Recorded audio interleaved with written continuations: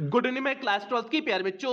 आज हम लोग चलेंगे जो हम लोग की रिवीजन सीरीज की क्लास चल रही है उसकी दूसरी क्लास पे चलेंगे। और इस दूसरी क्लास में आज हम लोग 3 इंपॉर्टेंट आर्टिकल को कवर करेंगे और टोटल आपकी आर्टिकल की 2 क्लास होने वाली है। इस पहली क्लास में 3 आर्टिकल को कवर कराएंगे और दूसरी क्लास में 2 आर्टिकल को कवर कराएंगे। टोटल आपके 5 आर्टिकल कराएंगे और इन 5 आर्टिकल में से एक आर्टिकल आपके बोर्ड परीक्षा में पूछा जाएगा और इस 2 क्लास से आपकी बोर्ड परीक्षा में 10 नंबर पक्के हो जाएंगे। और 10 नंबर पक्के कैसे होंगे, यहां पर आप लोग सिलेबस देख सकते हैं। तो सिलेबस में देखिए आपका रीडिंग सेक्शन की एक क्लास ले चुके हैं। आज आपका सेकंड सेक्शन राइटिंग सेक्शन है। तो राइटिंग सेक्शन में आपका जो है सेकंड टॉपिक आर्टिकल है और आर्टिकल को कितने शब्दों में लिखना है, 100 से 150 शब्दों के बीच आपको लिखना है। मींस वर्ड लिमिट कितना है, 100 टू 150 वर्ड्स। मींस 100 से 150 शब्दों के बीच ही आपके आर्टिकल के शब्दों की संख्या होनी चाहिए। और ये कितने नंबर का है, 10 नंबर का है। इसलिए हमने कहा कि इस 2 क्लास से आपकी बोर्ड परीक्षा में 10 नंबर पक्के हो जाएंगे।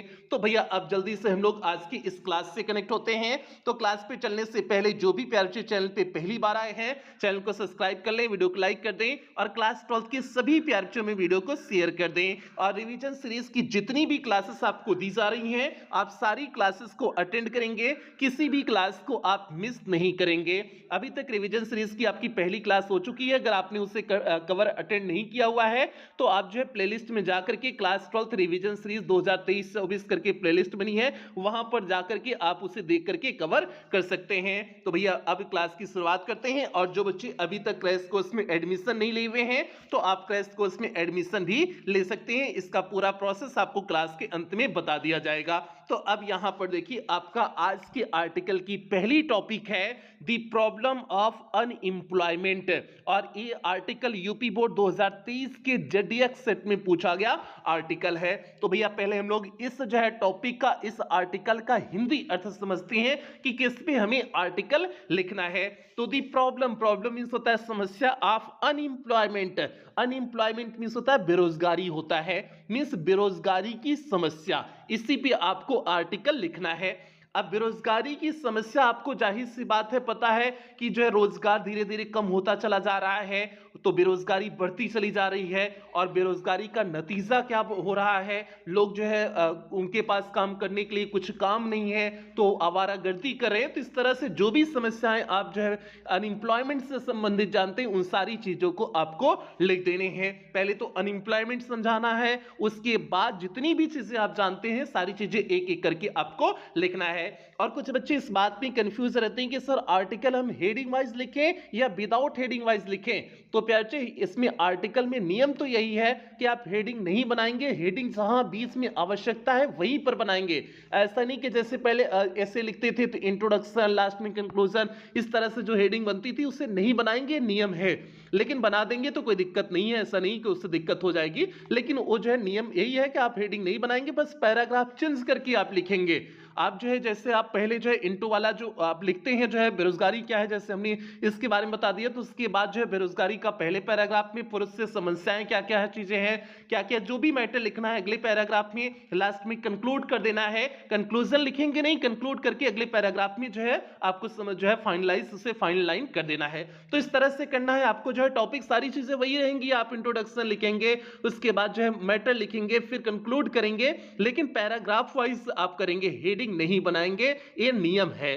बाकी हेडिंग बना देंगे तो उससे भी दिक्कत नहीं है। अगली क्लास जो लेंगे उसमें एक हेडिंग वाइज भी आपको करा देंगे, आप उसके लिए परेशान नहीं होंगे। आज की इस क्लास में कोई हेडिंग हमने नहीं बनाए हुए हैं, जहां जरूरी हेडिंग है बस हमने उसी को बनाए हुए हैं। तो जल्दी से अब हम लोग जो है इसमें देखते हैं कि हमने इस आर्टिकल में क्या लिखे हुए हैं। और एकदम करंट आर्टिकल है प्यारे, ये प्रॉब्लम ऑफ अनएम्प्लॉयमेंट एकदम करंट आर्टिकल है। ये इस बार की भी बोर्ड परीक्षा में पूछा जा सकता है। पिछले वर्ष की बोर्ड परीक्षा में पूछा गया, इस बार की भी बोर्ड परीक्षा में पूछा जा सकता है, तो इसलिए आप इसे ध्यान से कवर करेंगे। देखिए इसमें लिखे हुए हैं The problem of unemployment means unemployment की समस्या is the most serious problem, यह अत्यधिक गंभीर समस्या है फेसिंग आवर कंट्री, जो हमारा देश सामना कर रहा है। मींस ये जो बेरोजगारी की समस्या है अत्यधिक जो है गंभीर समस्या है, जिससे हमारा देश क्या कर रहा है, सामना कर रहा है। A large number of educated and uneducated people, a large number means एक अधिक संख्या में, educated means पढ़े लिखे हुए, and uneducated means अनपढ़ व्यक्ति, मीन्स जो है एक लंबी एक अत्यधिक संख्या में पढ़े लिखे हुए व्यक्ति और नहीं पढ़े लिखे हुए व्यक्ति अर्थात अनपढ़ व्यक्ति। लॉयटर, लॉयटर मीन्स होता है आवारागर्दी करना, लॉयटर आवारागर्दी कर रहे हैं या फिर ऐसे भटक रहे हैं। About in search of some job means किसी जॉब की तलाश में, वे किसी जॉब की तलाश में आवारागर्दी कर रहे हैं या फिर भटक रहे हैं। लॉयटर मीन्स होता है जो भटकना भी होता है, आवारागर्दी करना भी होता है। मीन्स हमारे देश के बहुत अत्यधिक संख्या में लोग पढ़े लिखे और अनपढ़ व्यक्ति दोनों जो है नौकरी की तलाश में क्या कर रहे हैं, भटक रहे हैं। आगे देखिए, there is unemployment in cities means जो है अनएम्प्लॉयमेंट मीन्स बेरोजगारी है, कहां पर है, सिटी शहरों में भी है, टाउन्स कस्बों में है, एंड इवन इन विलेजेस और यहां तक कि गांव में भी है। मीन्स आपको पता है कि बेरोजगारी सभी जगह है, ऐसा नहीं कि शहर में बेरोजगारी नहीं, सभी जगह बेरोजगारी है, उस चीज को हमने दिखाई हुए हैं। आगे देखिए, there are two types of unemployment in India, Bharat में दो प्रकार की बेरोजगारी है। पहला देखिए पार्शियल अनएम्प्लॉयमेंट मीन्स आंशिक बेरोजगारी, मतलब जहां के लोग कुछ रोजगार कर रहे हैं लेकिन खर्चा नहीं चल रहा है, वही होगा पार्शियल अनएम्प्लॉयमेंट हो गया। एंड फुल टाइम अनएम्प्लॉयमेंट और जो है पूर्ण बेरोजगारी मीन्स कोई व्यक्ति पूरी तरह से बेरोजगार है, उसके पास कोई जो है साधन कमाने खाने का साधन नहीं है। तो इस प्रकार से दो प्रकार की यहां पर क्या है, अनएम्प्लॉयमेंट बेरोजगारी है, उस चीज को हमने दिखा दिए। तो इस पहले पैराग्राफ में हमने जो बेसिक कॉन्सेप्ट था बेरोजगारी का, हमने उस चीज को समझा दिए हुए हैं। अब आगे मुख्य बात को लिखेंगे। देखिए पैराग्राफ हमने चेंज कर दिए हुए हैं, फुल टाइम अनएम्प्लॉयमेंट के बाद हमने पैराग्राफ चेंज करके अगले पैराग्राफ में हमने जो है बढ़ गए हुए हैं। तो अभी आप इंटो वाली लाइन एक तरह से लिखे हुए हैं, अब मुख्य मैटर को यहां से लिखना प्रारंभ किए हुए हैं। तो देखिए इसमें क्या लिखे हुए हैं, there are many causes of unemployment in India means Bharat में बेरोजगारी के बहुत सारे कॉजेज हैं, बहुत सारे कारण हैं। कॉजेज मीन्स होता है कारण होता है, भारत में बेरोजगारी के बहुत सारे कारण हैं। The greatest cause of unemployment is means सबसे महत्वपूर्ण सबसे बड़ा कारण ये है कि is the over population of the country. Over population means होता है अत्यधिक जनसंख्या, ऑफ द कंट्री मीन्स देश की जो अत्यधिक जनसंख्या है, यह भी जो है एक क्या है, प्रमुख कारण है, बेरोजगारी की एक प्रमुख कारण है। सबसे बड़ा कारण यही है कि ओवर पॉपुलेशन जो है मींस जो अत्यधिक जनसंख्या है, इससे हमारी बेरोजगारी क्या हो रही है, बढ़ रही है। आगे देखिए लिखे हुए हैं, the population of our country, हमारे देश की जो पॉपुलेशन है, पॉपुलेशन मींस हो गया जो जनसंख्या है, इज इंक्रीजिंग फास्ट, यह तेजी से क्या हो रही, इंक्रीज हो रही अर्थात बढ़ रही है। हमारे देश की जनसंख्या तेजी से बढ़ रही है। But the jobs can not be created, लेकिन जॉब क्रिएट नहीं किए जा सकते हैं इन दैट प्रोपोर्शन मींस उस मात्रा में, उस अनुपात में। लेकिन जिस तरह से जनसंख्या बढ़ रही है उस अनुपात में जॉब क्रिएट नहीं किया जा सकता है, उतना बढ़ाया नहीं जा सकता है। सो इसलिए a large number of people, इसलिए अत्यधिक संख्या में लोग रिमेन अनएम्प्लॉयड मींस अभी भी बेरोजगार हैं, इसलिए अत्यधिक संख्या में लोग क्या हैं, बेरोजगार हैं। तो एक पैराग्राफ में देखिए हमने इस समस्या को दिखाया कि बेरोजगार लोग क्यों हैं। अब देखिए अगला पैराग्राफ में हमने क्या दिखाए हुए हैं, एंदर कॉज, दूसरा कारण, पहला कारण एक पैराग्राफ में, दूसरा कारण देखिए अगले पैराग्राफ में दिखाए हुए हैं। एंदर कॉज, दूसरा कारण ऑफ अनएम्प्लॉयमेंट इज मींस बेरोजगारी का दूसरा कारण है our defective system of education, हमारा जो डिफेक्टिव मींस बेकार सिस्टम है ऑफ एजुकेशन में शिक्षा का, मींस दूसरा कारण ये है कि हमारा शिक्षा का बेकार जो है ये तंत्र होना, व्यवस्था होना, बेकार व्यवस्था, शिक्षा का बेकार व्यवस्था होना।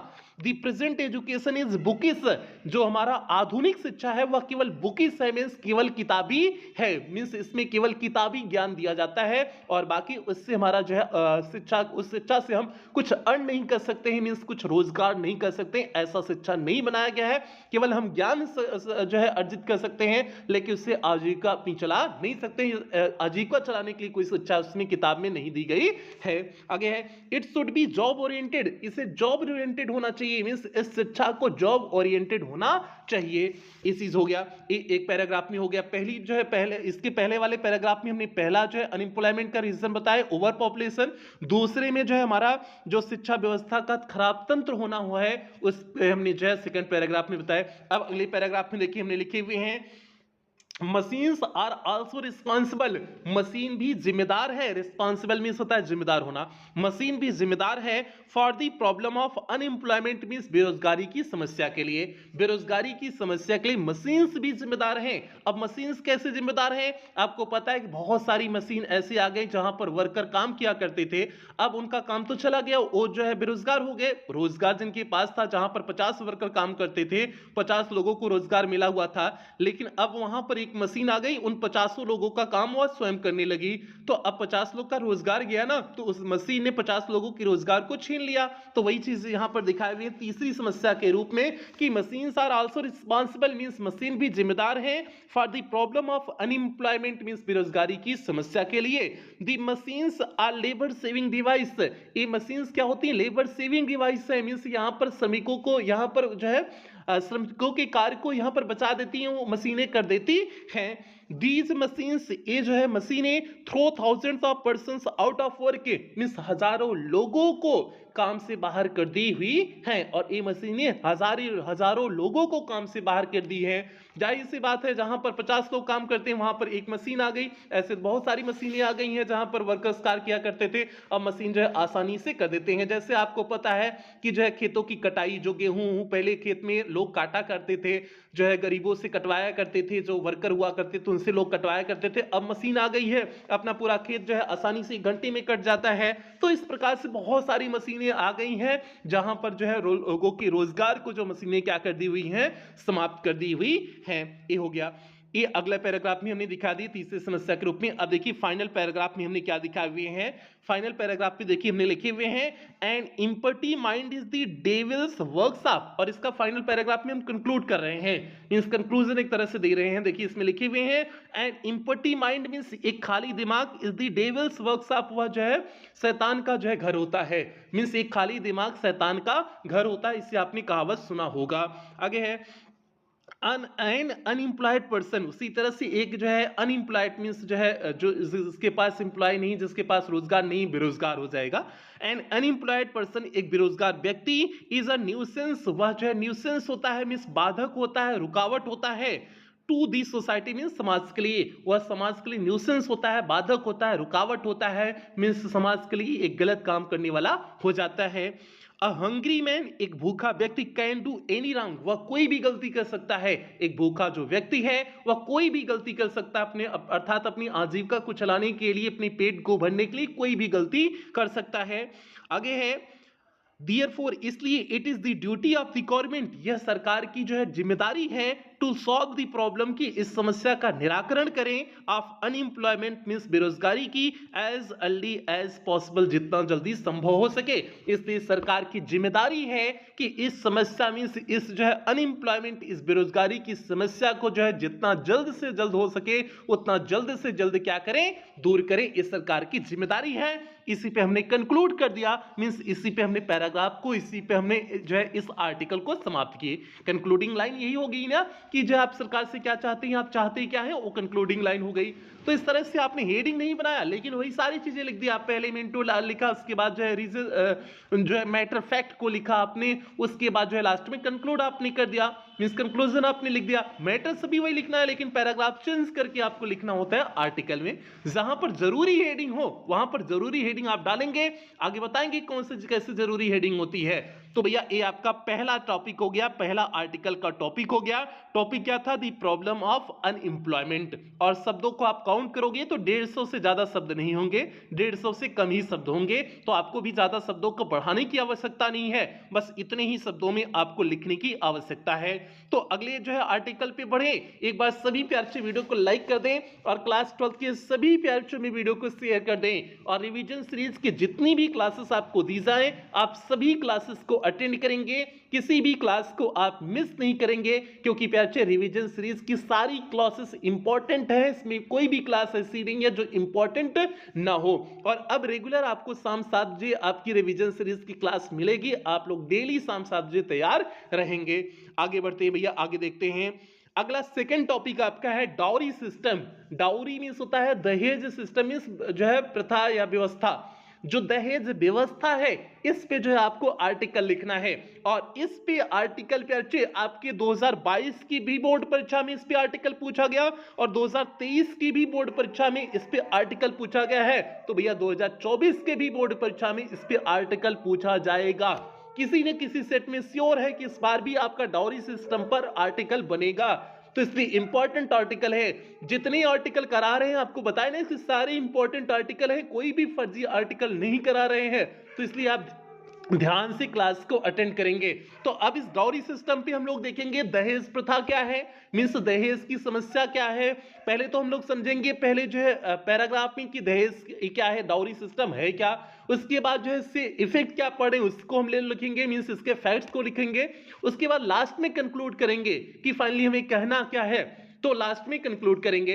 तो शुरुआत करें, तो शुरुआत करते हैं। देखते हैं हमने क्या लिखे हुए हैं। देखिए हमने लिखे हुए हैं, इट इज वेल सेड, यह सही कहा गया है, दैट मैरिज इन इंडिया, कि भारत में विवाह, मैरिज इन इंडिया मींस हो जाएगा भारत में विवाह, इज नॉट अ यूनियन, केवल जो है यूनियन नहीं है, मींस केवल जो है मिलन नहीं है, बिटवीन टू पीपल मींस दो लोगों का, मींस ये सही कहा गया है कि भारत में विवाह दो लोगों का मिलन नहीं है, दो लोग अर्थात पति पत्नी अर्थात लड़का लड़की का मिलन केवल जो है भारत में विवाह नहीं है, बट लेकिन अ यूनियन मींस मिलन है बिटवीन टू फैमिलीज, दो परिवारों का मिलन है।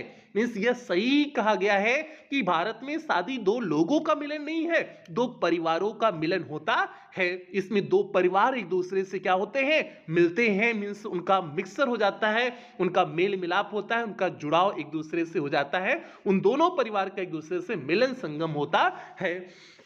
दिस मेक्स, यह चीज बनाता है marriage a very happy occasion, और यह चीज जो है शादी को बहुत प्रसन्नता वाला अवसर बना देता है, मींस खुशी वाला अवसर बना देता है। हैप्पी मींस हो जाएगा खुशी हो जाएगा, ओकेजन मींस अवसर होता है, यही चीज जो है इसे जो है खुशी का एक अवसर बना देता है। And matter of pride for the people, और लोगों के लिए गर्व का एक मैटर, एक मामला बना देता है, लोगों के लिए गर्व की यह एक बात बना देता है। तो आपका प्राइड मींस हो जाएगा गर्व, फॉर द पीपुल मींस लोगों के लिए, ये हो गया। आगे है, but due to dowry system, लेकिन दहेज प्रथा के कारण, ड्यू टू के कारण, टू डाउरी सिस्टम मींस दहेज व्यवस्था के कारण, लेकिन दहेज व्यवस्था के कारण, नॉट अ डे पासेस, एक भी दिन बीतता नहीं है, when we do not read, जब हम नहीं पढ़ते हैं, in the daily newspapers means प्रत्येक दिन के न्यूज़पेपर में, कोई भी दिन ऐसा नहीं बीतता है जब हम प्रत्येक दिन के न्यूज़पेपर में नहीं पढ़ते हैं, केसेस ऑफ सुसाइड मींस आत्महत्या के मामलों को नहीं पढ़ते हैं, bright burning in the various part of the country means जो है दुल्हन को जला दिया जाता है, भारत के विभिन्न भागों में दुल्हन को जला दिया जाता है, ऐसा समाचार जो है हमें पेपर में पढ़ने को मिलता है। The whole thing is so simple, ये सारी चीजें अत्यधिक शर्मनाक हैं, सिंपल मींस होता है शर्मनाक, ये सारी चीजें अत्यधिक शर्मनाक हैं, but is very much a reality today, लेकिन यह आज की वास्तविकता भी है। ये सारी चीजें बात सही है, शर्मनाक है, लेकिन आज की क्या है, वास्तविकता है, यही जो है आज की वास्तविकता है। तो भैया आपका ये हो गया पहला पैराग्राफ में आपने बेसिक चीजों को बता दिया। अब आगे देखिए अगले पैराग्राफ में हमने लिखे हुए हैं, पुअर पेरेंट्स मींस गरीब माता पिता do not get any groom means कोई दुल्हा नहीं पाते, ग्रूम मींस होता दुल्हा, मींस गरीब माता पिता कोई दुल्हा नहीं पाते, who will marry their daughter, जो उनके पुत्री से विवाह कर सके, विदाउट टेकिंग डाउरी मींस बिना दहेज को लिए हुए, मींस जो है प्रत्येक माता पिता कोई ऐसा दुल्हा नहीं पाते हैं जो उनकी बेटी से विवाह करे बिना दहेज को लिए हुए।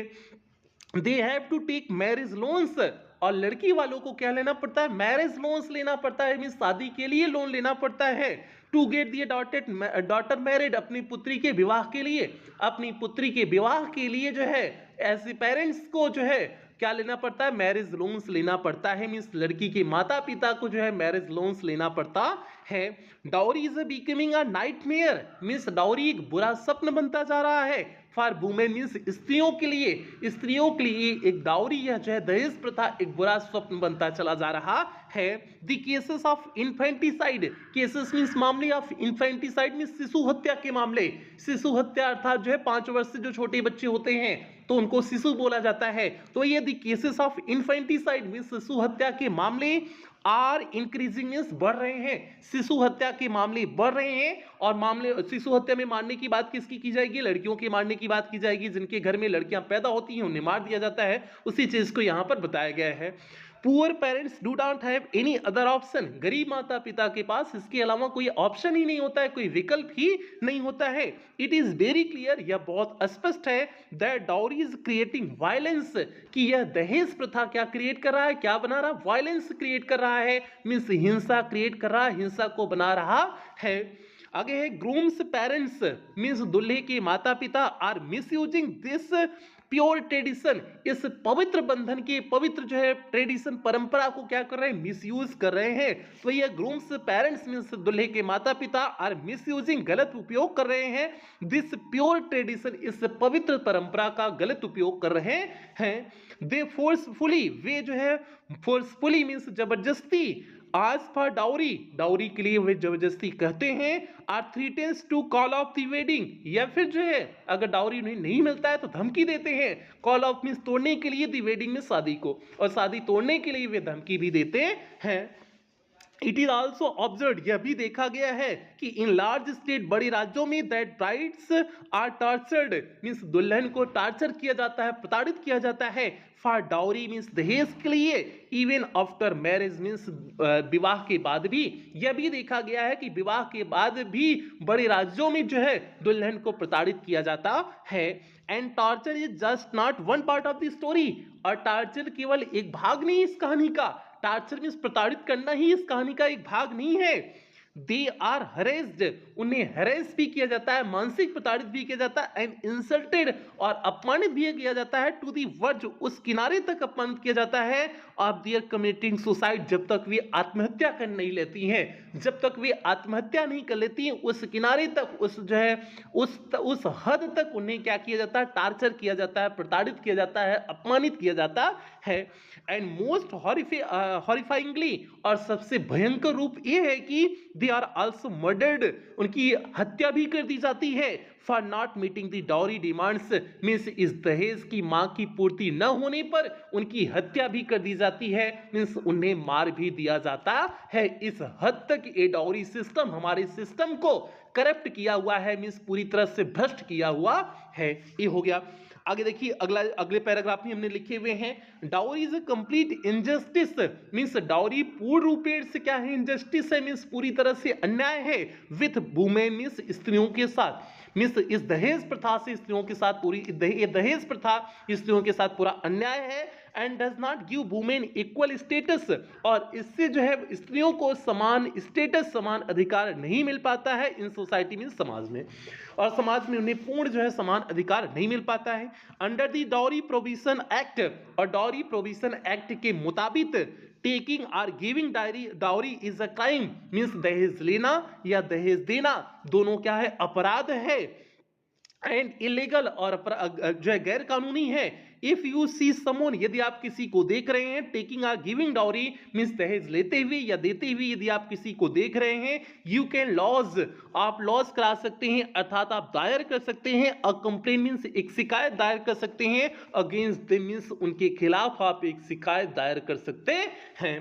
अब देखिए फाइनल कंक्लूडिंग लाइन में हमने क्या लिखे हुए हैं, मींस आपका अब कंक्लूजन वाला लाइन कौन सी है, देखिए हमने लिखे हुए अगले पैराग्राफ में कि the dowry system is a Slur, means dowry जो सिस्टम है, व्यवस्था है, एक स्लर है, स्लर मींस कलंक है, ऑन ह्यूमैनिटी मींस मानवता पर, यह दहेज प्रथा मानवता पर एक क्या है, कलंक है, स्लर है। इट इज अ ब्लॉट, यह एक कलंक है, on the fair name of the Hindu society, means Hindu समाज का जो पवित्र नाम है उस पर भी एक क्या है, एक कलंक है। एवरी एफर्ट मीन्स प्रत्येक प्रयास, मस्ट बी मेड मीन्स किया जाना चाहिए, बाय ऑल कंसर्न मीन्स सभी संबंधित अधिकारियों से, सभी संबंधित अधिकारियों से जो है पूरा प्रयास किया जाना चाहिए, टू इरेटिकेट मीन्स समाप्त करने के लिए, दी एविल मीन्स इस बुरे, एज बुरी जो है बुरी प्रथा को, एज अर्ली एज पॉसिबल जितना जल्दी संभव हो सके, मीन्स जितना जल्दी संभव हो सके संबंधित व्यक्तियों से इसे क्या किया जाना चाहिए, समाप्त किया जाना चाहिए। तो भैया ये हो गया आपका डाउरी सिस्टम पर बेहतरीन आर्टिकल हो गया। तो आपने देखा इसके बेसिक कॉन्सेप्ट का जो भी जितने कॉन्सेप्ट थे हमने पैराग्राफ चेंज करके आपको एक एक करके बता दिए। तो ये आपका डाउरी सिस्टम पर क्या हो गया, आर्टिकल हो गया, और बहुत इंपॉर्टेंट आर्टिकल है बच्चे। क्योंकि आपकी बोर्ड परीक्षा में वही आर्टिकल इस समय देख रहे हैं पूछे जा रहे हैं जो करंट टॉपिक से रिलेटेड होते हैं, उन्हीं आर्टिकल को जो है ज्यादा वैल्यू दिया जा रहा है, ज्यादा उन्हीं को पूछा जा रहा है। तो इसलिए जितने करंट इशू पे आर्टिकल बन रहे हैं उस पे आपको तैयार करने हैं। तो आपका पहला अनएम्प्लॉयमेंट हो गया, दूसरा आपका डाउरी सिस्टम। अगले तीसरे आर्टिकल की तरफ बढ़ते हैं और तीसरे आर्टिकल पे बढ़ने से पहले सभी प्यारे बच्चे वीडियो को लाइक कर देंगे और क्लास 12th के सभी प्यारे बच्चों में वीडियो को शेयर कर देंगे और रिवीजन सीरीज की जितनी भी क्लासेस आपको दी जा रही हैं आप सभी क्लासेस को अटेंड करेंगे, किसी भी क्लास को आप मिस नहीं करेंगे। अब यहां पर देखिए आपके सामने तीसरा आर्टिकल है, आज की इस क्लास का अंतिम आर्टिकल, और तीसरा आर्टिकल बहुत इंपॉर्टेंट है। और तीसरा आर्टिकल किस टॉपिक पे है? Terrorism a threat to mankind. Terrorism means होता आतंकवाद, अ थ्रेट एक धमकी, टू मैनकाइंड मींस मानवता के लिए। आपका टॉपिक क्या हो गया? आतंकवाद मानवता के लिए एक धमकी।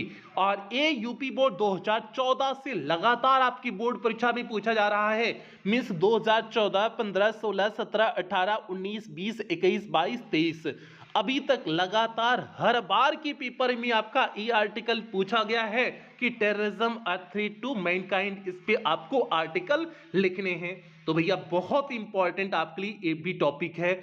तो अब इसके जो है इसमें देखिए हमने इंट्रोडक्शन की लाइन बना दिए हुए हैं, आप लिख भी सकते थे इंट्रोडक्शन की लाइन, इसे नहीं भी लिख सकते थे, कोई दिक्कत नहीं है, ठीक है। तब इसमें आप शुरुआत में जो है इसके जो है इंट्रोडक्शन मतलब इसके जो है बेसिक कॉन्सेप्ट आप लिखेंगे, इसके बाद जो है अन्य मेन टॉपिक को आप आगे से लिखेंगे। तो शुरुआत करें पे अच्छे इसके जो है इस आर्टिकल पे चर्चा करें ना, तो चर्चा करते हैं। तो यहां पर देखिए हमने लिखे हुए हैं इंट्रोडक्शन मींस इसकी प्रस्तावना में कि इसका बेसिक कॉन्सेप्ट क्या है, देखिए लिखे हुए हैं terrorism is an illegal act.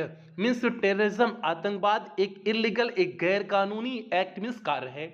Means आतंकवाद एक गैर कानूनी कार्य है विच एम्स जिसका उद्देश्य होता है टू क्रिएट फियर मींस डर उत्पन्न करना एमंग ऑर्डिनरी पीपुल मींस साधारण लोगों के बीच में। और इस आतंकवाद का जो है उद्देश्य होता है, एम होता है कि साधारण लोगों के बीच में फियर पैदा करना मींस डर पैदा करना। Terrorism is not just a word, terrorism केवल एक शब्द नहीं है, this is the most important threat, यह सबसे अत्यधिक जो है महत्वपूर्ण धमकी है टू ह्यूमैनिटी मानवता के लिए, यह मानवता के लिए सबसे बड़ी क्या है? धमकी है।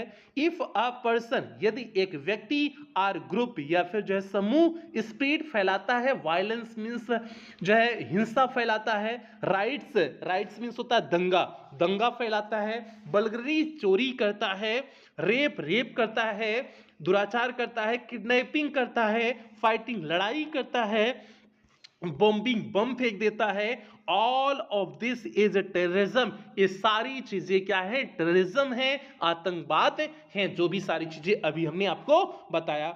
For the first time in India, Bharat में पहली बार terrorism was considered naxalites, terrorism को क्या माना जाता था? नक्सलाइट माना जाता था, नक्सली माना जाता था। मींस भारत में पहली बार टेररिज्म आतंकवाद को नक्सलाइट माना जाता था। For the first time in 1967, पहली बार 1967 में some inhabitants of Bengal region, Bengal क्षेत्र के कुछ निवासी वर फ्यूरियस, वे क्रोधित हो गए थे। बंगाल जो है बंगाल क्षेत्र के कुछ निवासी क्रोधित हो गए थे।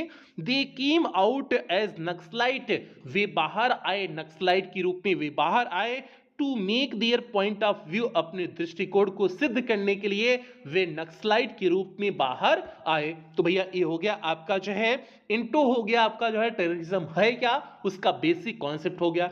अब आगे देखिए यहां से फैक्ट्स को लिखना शुरू किए हुए हैं। आपका क्या है? Some main causes of terrorism, terrorism means आतंकवाद के कुछ मुख्य कारण, क्यों आतंकवाद फैलता है, इसके मुख्य कारण क्या है।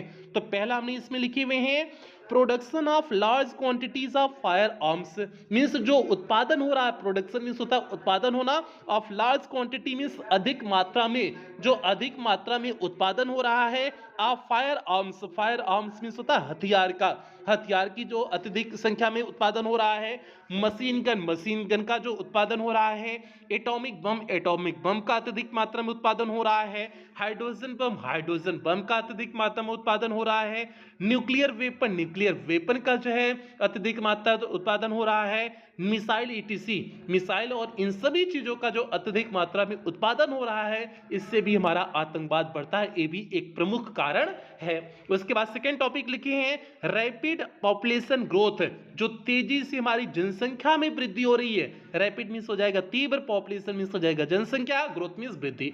तीव्र जनसंख्या जो वृद्धि हो रही है, इससे भी समस्या हो रही है, इससे भी जो हमारा प्रॉब्लम क्रिएट हो रहा है, इससे भी जो है टेररिज्म बढ़ रहा है। अगला टॉपिक देखिए लिखी हुई पॉलिटिक्स सोशल इकोनॉमी, जो राजनीति है, इससे भी आतंकवाद बढ़ता है। सोशल सामाजिक इकोनॉमिक मीन्स आर्थिक व्यवस्था के भी कारण जो है हमारा क्या होता है, आतंकवाद बढ़ता है। आगे dissatisfied with the country system, इस देश के नियम कानून से जो असंतुष्ट हो जाते हैं वे लोग भी आतंकवाद को अपना लेते हैं, मीन्स आतंकवादी बन जाते हैं, तो ये भी एक कारण हो गया। अगला है लैक ऑफ एजुकेशन, शिक्षा की कमी, ये भी आतंकवाद का एक प्रमुख कारण है। अगला है बैड एसोसिएशन मीन्स गलत संगत पड़ जाना, ये भी आतंकवाद का जो है एक सीधा कारण है, प्रमुख कारण है कि आप गलत संगत में पड़ गए, किसी आतंकवादी के चक्कर में पड़ गए तो आप भी वही काम करोगे। अगला है फॉल ऑफ परसुएशन मीन्स मनाने की क्षमता की जो कमी, परसुएशन मीन्स होता है मनाना, किसी को मनाने की क्षमता में जो कमी आ रही है वो भी हमारा क्या हो रहा है, एक आतंकवाद का प्रमुख कारण है। तो भैया ये हो गया आपका जो है कुछ मुख्य कारण हो गए, जो है मुख्य मेन रीजन हो गए टेररिज्म के, आतंकवाद के। तो अगले जो है अगले टॉपिक पे बढ़ते हैं। अगला टॉपिक देखते हैं क्या है। अगला है द इफेक्ट ऑफ टेररिज्म, इस आतंकवाद का प्रभाव क्या पड़ रहा है, ये इफेक्ट क्या है, इसका प्रभाव क्या है, उस पे देखिए हमने पहला इफेक्ट लिखे हुए हैं terrorism create fear in people, means आतंकवाद लोगों में डर जो है क्रिएट करता है, डर उत्पन्न करता है। They feel insecure in their state, वे अपने राज्य में जो है इनसिक्योर, असुरक्षित महसूस करते हैं अपने राज्य में, दियर कंट्री अपने देश में, वे अपने देश और अपने राज्य में क्या महसूस करते हैं, असुरक्षित महसूस करते हैं। पहला पॉइंट, इससे पहला प्रभाव हो गया। दूसरा जो है प्रभाव देखिए, by challenging terrorism any government can be abandon, means सरकार को जब जो है टारगेट करके जब आतंकवाद बढ़ता है तो कोई भी सरकार उसमें अबंडन हो सकती है, मीन्स गिर सकती है। मीन्स सरकार को टारगेट करके जो है जब आतंकवादी के काम किए जाते हैं तो कोई भी सरकार गिर सकती है। तीसरा point, because of terrorism, terrorism की वजह से millions of goods are destroyed, means जो है लाखों की संख्या में सामान आर डिस्ट्रॉयड मीन्स बर्बाद हो जाते हैं। And the lives of thousands innocent people are lost, और हजारों मासूम लोगों का जीवन भी चला जाता है, मीन्स खो जाता है। तो वही है एंड दी लाइव्स मींस जीवन of thousand of innocent people, means हजारों मासूम लोगों का जीवन और लास्ट वो भी खो जाता है, मींस वो भी चला जाता है। जहां पर भी आतंकवाद किया जा रहा है, कोई बम फेंका जा रहा है, जाहिर बात है वहां हजारों निर्दोष व्यक्तियों की भी हत्या होती है। उसी चीज को इस तीसरे पॉइंट में दिखाए हुए हैं। अगला पॉइंट यहाँ पर देखिए लिखे हुए हैं, the animals are also killed, किसकी हत्या और की जाती है, जानवरों की भी इसमें हत्या हो जाती है। तो कहीं आतंकवादी अगर बम फेंका गया तो जाहिर सी बात है उसमें बम ये नहीं देखेगा कि जानवर है इसको छोड़ दें, ये केवल मानव है इस पे जो है इस पे हम फटे, ऐसा तो नहीं होगा ना। तो ये चीज है। चौथा पॉइंट हो गया। पांचवा point, dependence of humanity is erased, एक दूसरे पर निर्भरता बढ़ जाती है। तो जाहिर सी बात है जब इकोनॉमी घट जाएगी, आतंकवाद कहीं बम फेंका गया तो उससे जो है वहां की पूरी इकोनॉमी जो है डिस्टर्ब हो जाएगी, तो एक दूसरे पर निर्भरता तो बढ़ेगी ही। अगला है, after seeing a terrorist activity, means आतंकवादी गतिविधि को देख करके, the second terrorist is also born, means दूसरा आतंकवादी भी जन्म लेता है। किसी को देख करके कोई दूसरा भी वही सोचता है कि हम भी उसी तरह से काम करें ना। तो ये चीज है कि जो है किसी टेररिस्ट एक्टिविटी मीन्स आतंकवादी गतिविधि को देख करके किसी दूसरे जो है आतंकवादी का भी जन्म होता है। तो ये हो गया प्रभाव, हो गया टेररिज्म, आतंकवाद का प्रभाव हो गया।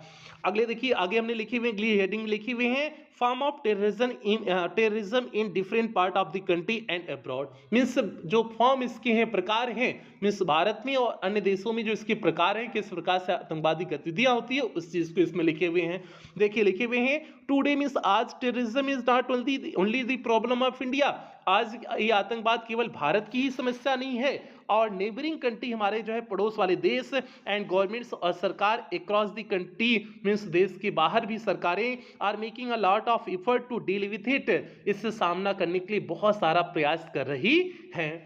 आगे है, the largest terrorist attack in the world means जो है इस संसार में सबसे बड़ा आतंकवादी हमला हुआ था, कंसीडर माना जाता है world trade centre means world trade centre पर ऑन सितंबर 11 2001। और ये हमला कब हुआ था? आतंकवादी हमला यह जो है 11 सितंबर 2001 में हुआ था। Osama bin Laden attacked, Osama bin Laden ने अटैक आक्रमण किया था the tallest building in the world's most powerful country means देश के सबसे जो है सबसे मजबूत देश की सबसे बड़ी बिल्डिंग पर उसने आक्रमण किया था, कॉजिंग मिलियन ऑफ कैजुअलिटीज और इससे हजारों लोगों की हत्याएं हुई थी। जो है कैजुअलिटी मींस जानहानि हुई थी, अर्थात हजारों लोग की व्यक्तियों की से मृत्यु हुई थी। एंड थाउजेंड्स ऑफ पीपल और हजारों लोग who died under the rubble, जो कहां पर मर गए थे? उसी रबल मींस मलबे के अंदर ही हजारों लोग मर गए थे।